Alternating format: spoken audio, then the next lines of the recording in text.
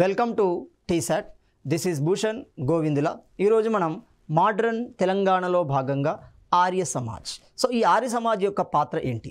ఈ ఆర్య సమాజ్ యొక్క పాత్ర తెలంగాణ కేంద్రంగా విభిన్న కోణంలో కనబడుతుంది. అసలు భారతీయ కోణంలో దీని పాత్ర ఏంటి?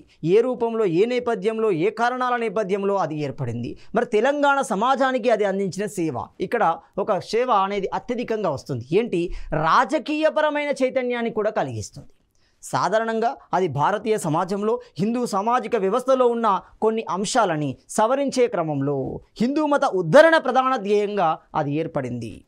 కానీ తెలంగాణ సమాజం, ముఖ్యంగా హైదరాబాద్ సమాజంలోకి రాగానే అది ఆ విషయంతో పాటుగా హిందూ భావజాలాన్ని వ్యాప్తి చెందించడంతో పాటుగా రాజకీయ చైతన్యాన్ని ప్రజానికానికి అందించడం జరుగుతుంది. సో ఆ విషయాన్ని గమనిస్తే వైదిక మత సంస్కరణ ప్రధాన లక్ష్యంగా నిర్వహించబడిన అనేక సామాజిక మతపరమైన ఉద్యమాలలో ఆర్య సమాజ్ ఒకటి అవుతుంది. అనేక రకాల ఉద్యమాలు వచ్చాయి. ఇలాంటి క్రమంలోనే మనకి ఆ ఉద్యమాలలో ఆర్య సమాజ్, బ్రహ్మ సమాజ్ ఉంది, ఆర్య సమాజ్. సో ఈ ఆర్య సమాజ్ యొక్క ఉద్దేశాన్ని కనుక గమనిస్తే, సో ఈ ఆర్య సమాజ్ ఎవరి చేత, ఎవరి నేతృత్వంలో, ఎక్కడ ఏర్పాటు చేయబడింది గమనిస్తే, ఆర్య సమాజ్ మూలశంకర్ అంటున్నాం. ఎవరి మూలశంకర్? కాలక్రమంలోనే అతను మనకి కావలసిన ఈ ఆర్య సమాజ్ని ఏర్పాటు చేసిన వ్యక్తిగా మారడం జరుగుతుంది. అతన్నే స్వామి దయానంద సరస్వతి అంటున్నాం. సో స్వామి దయానంద సరస్వతి అసలు పేరేమవుతుంది? మూలశంకర్ అవుతుంది. ఇతడు టంకారా ప్రాంతంలో జన్మించడం జరుగుతుంది. గుజరాత్లోని టంకారా ప్రాంతంలో జన్మించాడు. స్వామి విరజానంద యొక్క శిష్యుడే మనకు స్వామి దయానంద సరస్వతి. కాలక్రమంలో విరజానందే ఇతనికి స్వామి దయానంద అనే పేరుని ప్రతిపాదించడం జరుగుతుంది. స్వామి దయానంద చేత ఆర్య సమాజ్ అనేది ఏర్పాటు చేయబడింది. మరి ఎక్కడ ఏర్పాటు చేయబడింది? 1875లో బొంబాయి కేంద్రంగా ఏర్పాటు చేయబడుతుంది. క్రమంగా అది హిందూ మత ఉద్ధరణ ప్రధాన లక్ష్యంగా అనేక కార్యక్రమాలను చేపట్టడం జరుగుతుంది. ఉదాహరణకు గమనిస్తే, ఒక శుద్ధి ఉద్యమాన్ని కొనసాగించింది, ఒక గో సంరక్షణ ఉద్యమాన్ని కొనసాగించింది. అలాంటి కార్యక్రమాలే హైదరాబాద్ కేంద్రంగా తెలంగాణ ప్రాంతంలో కూడా విస్తరించబడ్డాయి. హైదరాబాద్ 3 ప్రాంతాలలో కూడా ఇవి విస్తరించబడడం జరుగుతుంది. మరి ఇలాంటి ఈ సంస్థ, ఈ కార్యకలాపాలు, దీనికి సంబంధించిన భాగాలు హైదరాబాద్ సమాజంలోకి ఏ విధంగా, ఎవరి చేత ప్రవేశించాయి గమనిస్తే, ఇతడు చేశాడు? స్వామి దయానంద సరస్వతి వేదాలకు తరలండి అనే నినాదాన్ని ఇవ్వడం జరుగుతుంది. So go back to Vedas, Vedas contain all the truth అంటున్నాడు. అలాంటి క్రమంలోనే వైదిక మత సంస్కరణ కోసం శుద్ధి ఉద్యమాన్ని ఉపయోగించడం జరుగుతుంది. ఇది చాలా చాలా ఇంపార్టెంట్. ఏంటి శుద్ధి ఉద్యమం? సో మనకు శుద్ధి ఉద్యమము అంటే క్లియర్గా గమనించండి. సో హిందూయేతరుల్ని, అంటే ఇక్కడ క్లియర్గా ఇస్లాం తన మతానికి సంబంధించిన వ్యక్తులని తన మతంలోకి మార్చడం, దాన్ని మనం ఏమంటున్నాం? తబ్లిక్ అంటున్నాం. బాగా గమనించండి. సో తబ్లిక్ అంటున్నాం. ఇలాంటి ఉద్యమం మన దగ్గర కూడా జరుగుతుంది. చూడండి, తబ్లిక్ అంటున్నాం. సో ఇలాంటి ఉద్యమం మన అక్కడ ఏమవుతుంది? దీన్దార్ రూపంలో జరుగుతుంది. చూడండి, దీన్దార్ ఉద్యమం రూపంలో కూడా జరుగుతుంది. చూడండి, అంటే ఇప్పుడు తబ్లిక్ అంటే ఏమవుతుంది? ముస్లిమేతరులని ముస్లింలుగా మార్చే ఒక ప్రక్రియ, ఒక మతపరమైన ప్రక్రియ. సో దానిలో భాగంగా గమనించండి, ఏ హిందువు అయితే ఇస్లాంలోకి మారాడో ఆ హిందువుని తిరిగి హిందువుగా మార్చే ప్రక్రియను శుద్ధి ఉద్యమం అంటాం. ఇతరులను మార్చరు అక్కడ. ఏ హిందువు అయితే ఇస్లాం మతంలోకి, ఇతర మతాల్లోకి వెళ్ళాడో, ముఖ్యంగా ఇస్లాం మతంలోకి వెళ్ళాడో, అతన్ని తిరిగి హిందువుగా మార్చే ప్రక్రియను శుద్ధి అంటున్నాం. ఈ శుద్ధి ఉద్యమాన్ని, ఈ భావజాలని అనుసరించి మనకు భారతీయ చరిత్రలో ఒక రాజ్య ప్రస్తావన కూడా ప్రారంభమవుతుంది. చూడండి, అదే మనకేమవుతుంది? విజయనగర రాజ్య ప్రస్థానం కూడా ఈ అంశంతోనే ముడిపడి ఉంటుంది. అలాంటి క్రమంలో గో సంరక్షణ ఉద్యమాన్ని కూడా నిర్వహించాడు. సో ఇలాంటి అనేక రకాల కార్యక్రమాలను నిర్వహించి హిందూ మత పునరుద్ధరణలో తనదైన పాత్రను పోషించడం జరుగుతుంది. సో మొత్తంగా ఆర్య సమాజ్ యొక్క భావాలకి ప్రభావితులయ్యారు హైదరాబాద్ ప్రాంతానికి సంబంధించిన ప్రజానికం, హైదరాబాద్ ప్రాంతానికి సంబంధించిన ప్రముఖ నాయకులు. మొత్తంగా 1892 నాటికి, 1875 నుండి 92 వరకు చూడండి, 1892 నాటికి హైదరాబాద్ నగరంలో రెసిడెన్సీ బజార్ అంటున్నాం. దీన్ని మనం ఏమనొచ్చు? సుల్తాన్ బజార్ అంటున్నాం. చూడండి, సుల్తాన్ బజార్ కేంద్రంగా ఈ శాఖ అనేది ఏర్పాటు చేయబడడం జరుగుతుంది. మరి దీని ఏర్పాటులో, దీని వ్యాప్తిలో ప్రముఖ పాత్ర పోషించిన వారు ఎవరు? సో ఇది ఏ విధమైన పాత్రని తెలంగాణ కేంద్రంగా పోషించింది గమనిస్తే, హైదరాబాద్ ఆర్య సమాజ్ సాంస్కృతిక అంశాలతో పాటుగా రాజకీయ చైతన్యాన్ని కూడా నింపడం జరుగుతుంది. ప్రభుత్వాన్ని ప్రజల తరపున అడిగే హక్కును కలిగి ఉంటుంది. ప్రజలను చైతన్యపరుస్తూ ప్రజా సమస్యలని ప్రభుత్వానికి తెలియజెప్పే కార్యక్రమాలను నిర్వహించింది. సో దీని విస్తరణలో ప్రముఖ పాత్ర ఇది పోషించడం జరుగుతుంది. మరి దీని యొక్క విస్తరణలో పాత్ర పోషించిన వ్యక్తులు ఎవరు? హైదరాబాద్ కేంద్రంగా మాత్రమే, దేశంలో కాదు. కేవలం హైదరాబాద్ సంస్థానంలో ఆర్య సమాజ్ భావజాలాలని ప్రజానికానికి అందించడంలో వివిధ కార్యక్రమాలు, వివిధ సమావేశాలు నిర్వహించబడ్డాయి. వివిధ రకాల సంస్థలు ఏర్పాటు చేయబడ్డాయి. అలా ఏర్పాటు చేసిన వ్యక్తులు ఎవరు?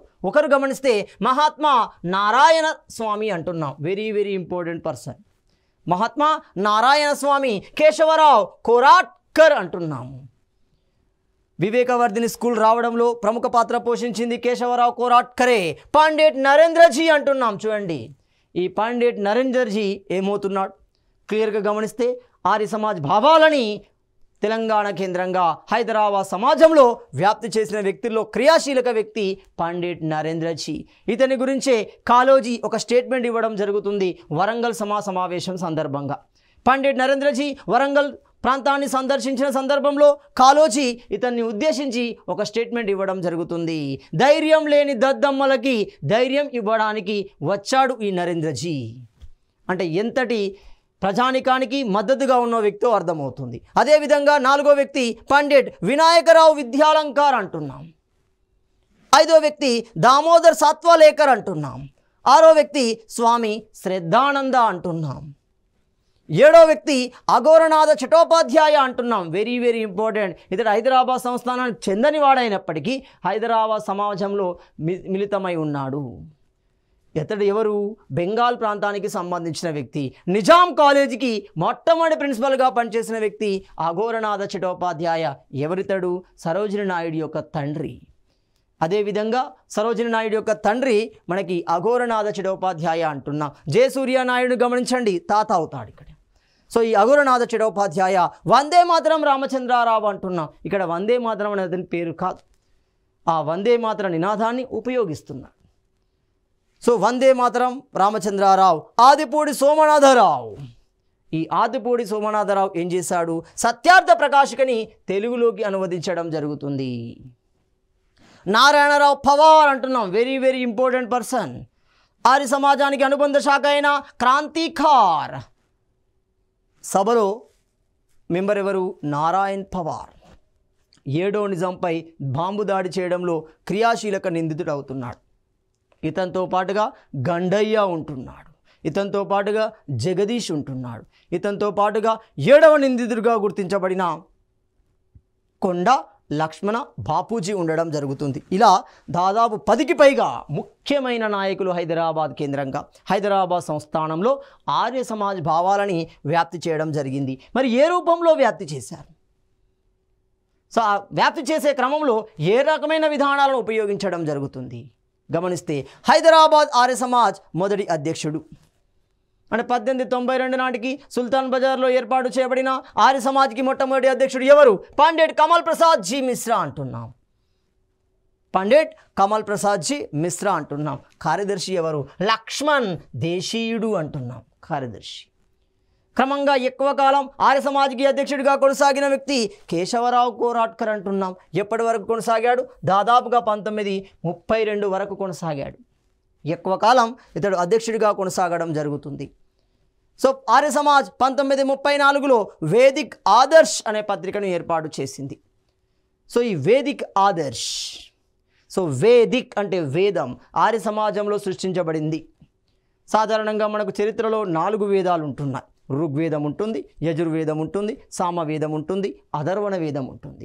ఈ వేదాల యొక్క సారాంశం ఆధారితంగానే సృష్టించబడింది వైదిక మతం అంటున్నాం. వేద అంశాల ప్రభావితంగా ఏర్పాటు చేయబడింది వైదిక మతం అవుతుంది. అలాంటి వైదిక మతంలోనే శైవము వచ్చింది, వైష్ణవం వచ్చింది. అలాంటి వైదిక మతంలోనే కాలక్రమంలో శాఖలు కూడా వస్తున్నాయి. శైవ మతాన్ని గమనిస్తే కాపాలిక, కుండలీక లాంటి శాఖలు కనబడుతున్నాయి. సో ఇక్కడ క్లియర్గా గమనించండి. అలాంటి భావాలని, అందులో ఉన్న మూలాలని ప్రజానికానికి అందించే క్రమంలో వేదిక్ ఆదర్శను ప్రారంభించారు.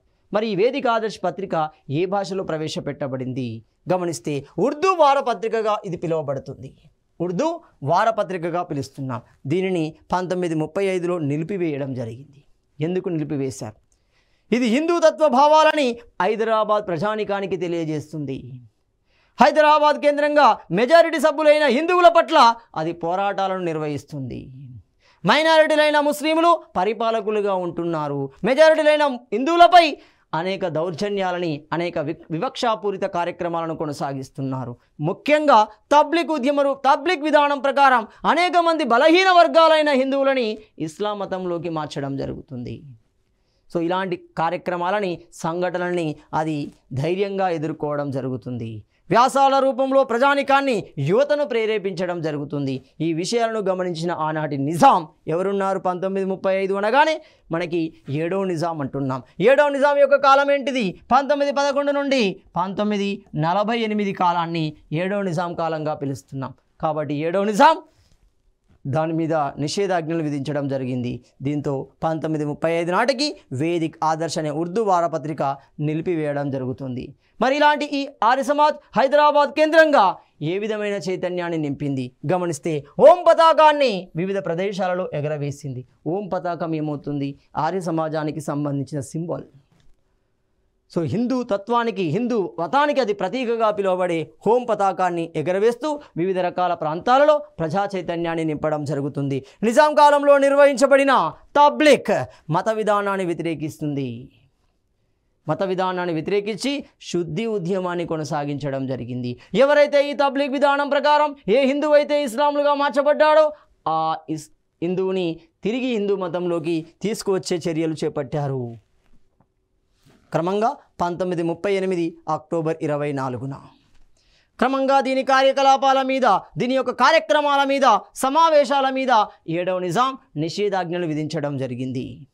ఆ నిషేధాజ్ఞలు తొలగించడం కోసం సత్యాగ్రహ బాట కూడా పట్టారు ఈ ఆర్య సమాజ్కి సంబంధించిన నాయకులు. అలాంటి క్రమంలోనే 1938 అక్టోబర్ 24న ఈ రోజుని ప్రత్యేక దినంగా, హైదరాబాద్ దినంగా ఈ ఆర్య సమాజ్ నిర్వహించడం జరుగుతుంది.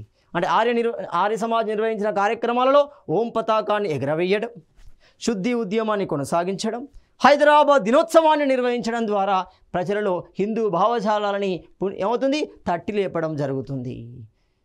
సో ఇది గమనించాలి. ఆర్య సమాజ్పై ప్రభుత్వం చర్యలను నిరసిస్తూ సత్యాగ్రహాన్ని కూడా నిర్వహించింది. అనేక కార్యక్రమాలను కూడా కొనసాగించింది. అంతేకాకుండా ఈ ఆర్య సమాజ్కి సంబంధించిన వ్యక్తులు సామాజిక సంస్కరణలు కూడా చేపట్టారు.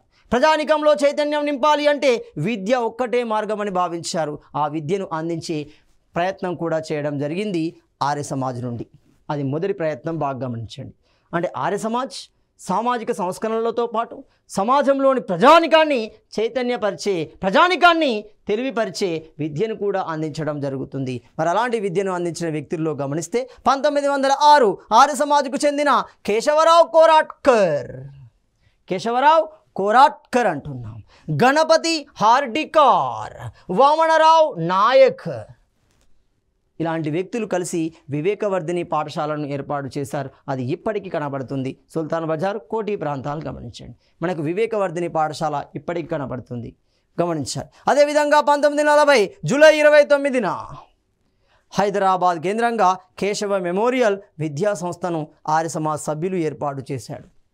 అతని జ్ఞాపకార్థం ఏర్పాటు చేయబడింది. తద్వారా బలహీన వర్గాలకి విద్యను ఉచితంగా అందించడం జరుగుతుంది. ఈ విద్యలో భాగంగా హిందూ తత్వాన్ని కూడా బోధించడం జరుగుతుంది. సో ఆర్య సమాజ్ సభ్యుడైన వందే మాతరం రామచంద్రారావు. సో అసలు వందే మాతరం రామచంద్రారావు అనే పేరు ఎవరిచ్చారు? పుండరీ సభలో ఇవ్వడం జరుగుతుంది. వీర సావర్కర్ అతనికి వందే మాతరం అనే బిరుదును ఇవ్వడం జరిగింది. మరి ఎందుకు ఇచ్చారు? అసలు పేరు ఏంటి గమనిస్తే ఇక్కడ శ్రీ రామచంద్రారావు అనేది ఇతని యొక్క పేరు. మరి శ్రీ రామచంద్రారావు ఏ విధంగా వందే మాతరం రామచంద్రారావుగా మారాడు? ఒక ఆర్య సమాజ్ సభ్యుడిగా అందులో జాయిన్ అయ్యాడు. అనేక ఆర్య సమాజ్ సమావేశాలలో పాల్గొని ప్రజానికాన్ని చైతన్యపరచడం జరుగుతుంది. సో తనకి పుండరీపురం సభలో వందే మాతరం బిరుదు ప్రదానం చేయబడుతుంది.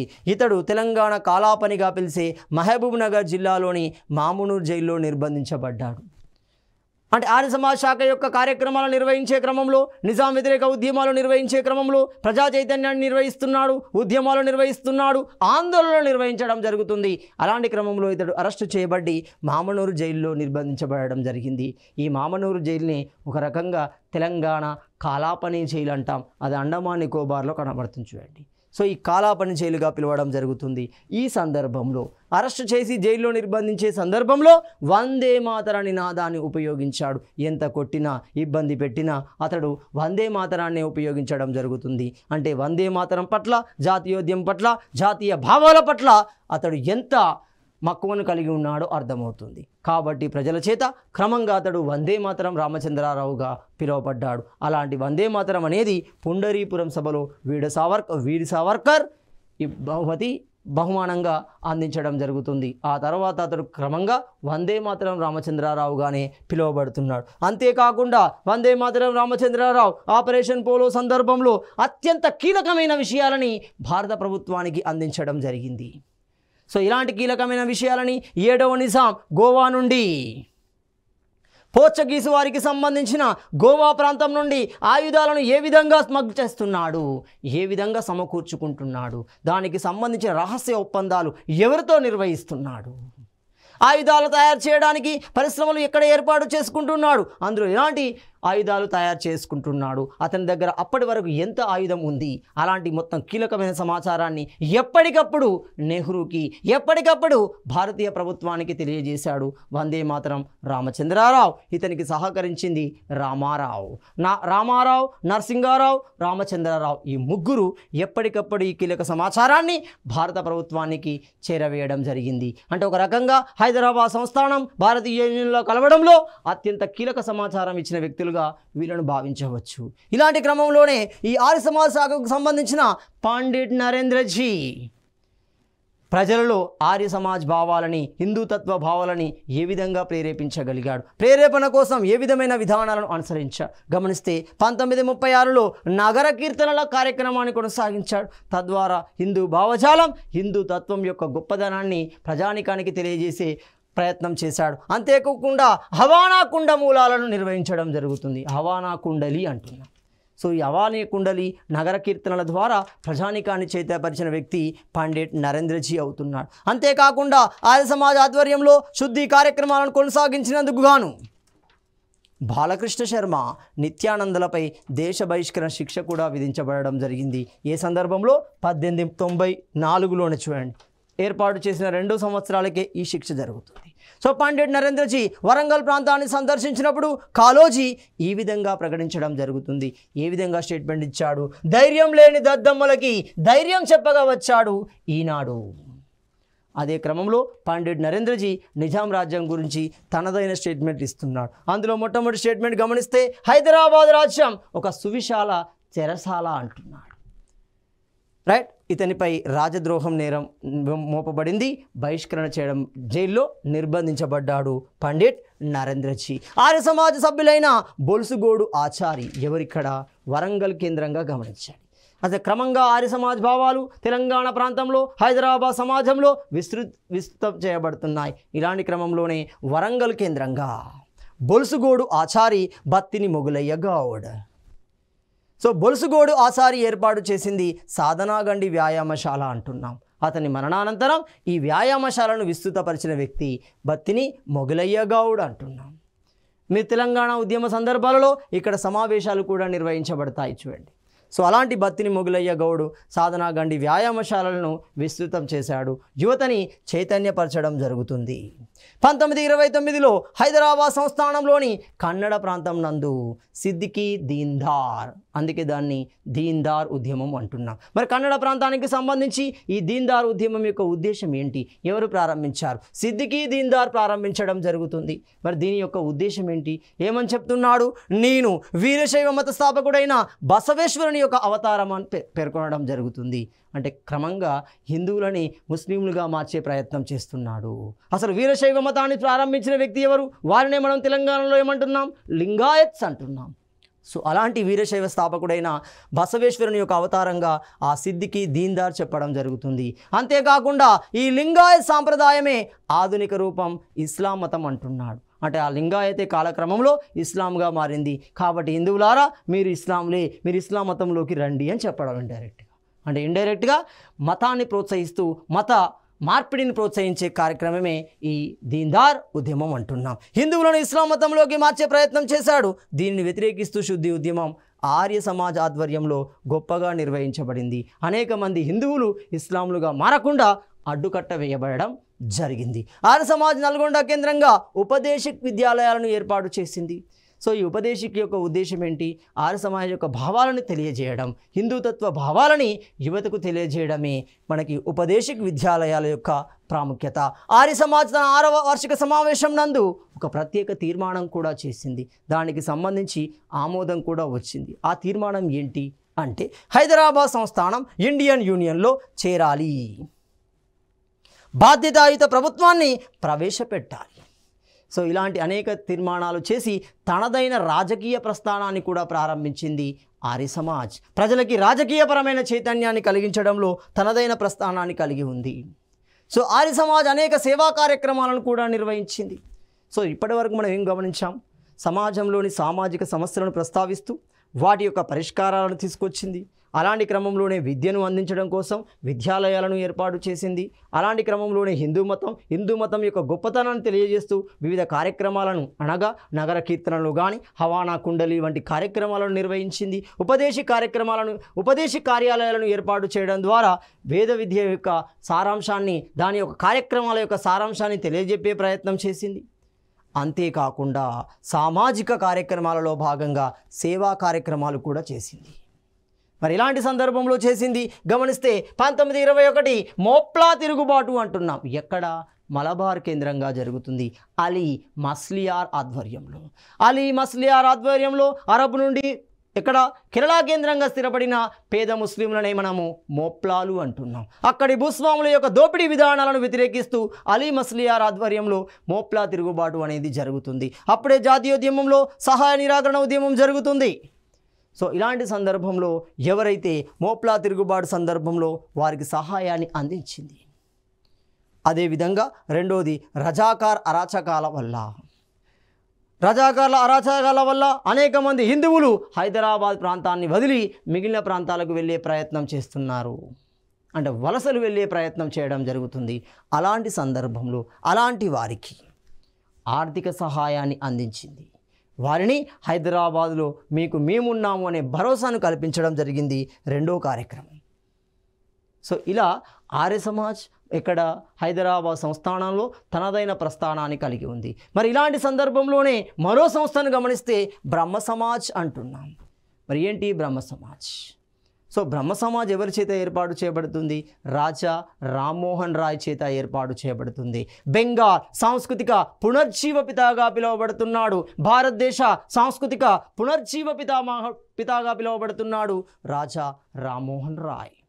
మరి ఎప్పుడు ఏర్పాటు చేశాడు? 1828లోనే ఏర్పాటు చేశాడు. 1828లో కోల్కతా కేంద్రంగా బ్రహ్మ సమాజ్ అనేది ఏర్పాటు చేయబడడం జరిగింది. సో ఈ బ్రహ్మ సమాజ్కి సంబంధించి గమనిస్తే ఇది మొత్తంగా 1869 నాటికి హైదరాబాద్ సంస్థానంలోకి దీని యొక్క శాఖ ప్రవేశించడం జరుగుతుంది. సో ఇక్కడ బ్రహ్మ సమాజం యొక్క శాఖ హైదరాబాద్ కేంద్రంగా 1869లోకి వచ్చింది. ఒరిజినల్గా ఏర్పడింది 28 నాటికి అది ఏర్పాటు చేయబడడం జరుగుతుంది. మరి ఇలాంటి ఈ బ్రహ్మ సమాజం యొక్క భావాలని, ఆ ఉద్దేశాలని హైదరాబాద్ కేంద్రంగా ఎవరు వ్యాప్తి చేశారు గమనిస్తే ఆ వ్యాప్తి చేయడంలో ప్రముఖ పాత్ర పోషించింది రఘుపతి వెంకటరత్నం నాయుడు అంటున్నాం. రఘుపతి వెంకటరత్నం నాయుడు. అదేవిధంగా నారాయణ గోవింద వెల్లింకర్ అంటున్నాం. సో ఈ ఇద్దరు ప్రముఖ పాత్ర పోషించడం జరుగుతుంది. వీరికి జాతీయ స్థాయి మద్దతు కూడా దొరుకుతుంది. ముఖ్యంగా నారాయణ గోవింద వెల్లింకర్కి ఆనాటి సరోజినీ నాయుడు. ఎవరు Sarojini Naidu? Nightingale of India Aghorenath Chattopadhyay కూతురు. ఆ సరోజినీ నాయుడు యొక్క మద్దతు కూడా నారాయణ గోవింద వెల్లింకర్కి ఉండడం జరిగింది. ఇలాంటి క్రమంలోనే 1914లో హైదరాబాద్ బ్రహ్మ సమాజ్ శాఖ, బ్రహ్మ సమాజ్ ఆధ్వర్యంగా నిర్వహించబడే వివాహాలు అంటున్నాం. ఆ వివాహాలకి ఏమవుతుంది? ఆ శాఖ మొదటి సమావేశం సుల్తాన్ బజార్ కేంద్రంగా నిర్వహించబడింది. అంటే హైదరాబాద్ సంస్థానం బ్రహ్మ సమాజ్ ద్వారా నిర్వహించే వివాహాలను ఆమోదం తెలపడం జరుగుతుంది, వాటికి మద్దతు కూడా ఇవ్వడం జరిగింది. ఇలాంటి క్రమంలోనే బ్రహ్మ సమాజ భావాలని సమాజానికి అందించే క్రమంలో మొదటి సమావేశాన్ని నిర్వహించారు. ఎక్కడ? సుల్తాన్ బజార్ కేంద్రంగా నిర్వహించారు. ఎప్పుడు నిర్వహించారు? 1914లో నిర్వహించడం జరుగుతుంది. దీనికి అధ్యక్షుడే గోవింద వెల్లంకార్ అంటారు. నారాయణ గోవింద వెల్లింకార్ అంటున్నాం. సో ఇతనికి మద్దతు ఇచ్చింది సరోజిని నాయుడు. పూర్తిగా ఆర్థికపరమైన ఇతరపరమైన మద్దతును ఇవ్వడం జరుగుతుంది. తద్వారా బ్రహ్మ సమాజ భావాలు హైదరాబాద్ కేంద్రంగా విస్తరించబడడం జరిగింది. అదే క్రమంగా గమనిస్తే సో ఇలాంటి కోణంలోనే ఆర్య సమాజ్ బ్రహ్మ సమాజ్తో పోల్చుకుంటే వీటితో పాటుగా దివ్యజ్ఞాన సమాజ్ కూడా హైదరాబాద్ కేంద్రంగా విస్తరించింది. అంటే హైదరాబాద్ సమాజంలో సాంస్కృతిక పునర్జీవనంలో ఇవి క్రియాశీలక పాత్ర పోషించాయి. పునర్జీవనంతో పాటుగా రాజకీయ చైతన్యాన్ని కూడా అందించగలిగాయి. మరి అలాంటి దాంట్లో దివ్యజ్ఞాన సమాజం యొక్క పాత్ర ఏంటి? సో దివ్యజ్ఞాన సమాజాన్ని మనం ఏమంటున్నాం? థియోసాఫికల్ సొసైటీ అంటున్నాం. చూడండి, థియోసాఫికల్ సొసైటీ అంటున్నాం.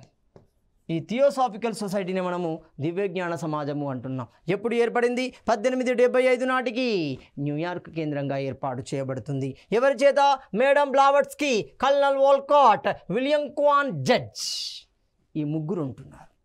ఈ ముగ్గురు ఆధ్వర్యంలో మనకి దివ్యజ్ఞాన సమాజం ఏర్పాటు చేయబడుతుంది న్యూయార్క్ కేంద్రంగా. ఓకే, మరి ఇలాంటి దివ్యజ్ఞాన సమాజం లేదా థియోసాఫికల్ సొసైటీ భారతదేశంలోకి వచ్చింది.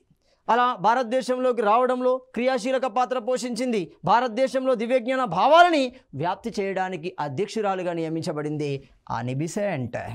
సో ఆనీ బెసెంట్ ఎక్కడ? పూనా కేంద్రంగా మొట్టమొదటి దివ్యజ్ఞాన సమాజం యొక్క శాఖను ఏర్పాటు చేయబడింది. ఆర్థిక కార్యకలాపాల నేపథ్యంలో, ఆర్థిక ఇబ్బందుల నేపథ్యంలో అది ఎక్కడికి? చెన్నైలోని అడయార్ ప్రాంతానికి మార్చబడడం జరుగుతుంది.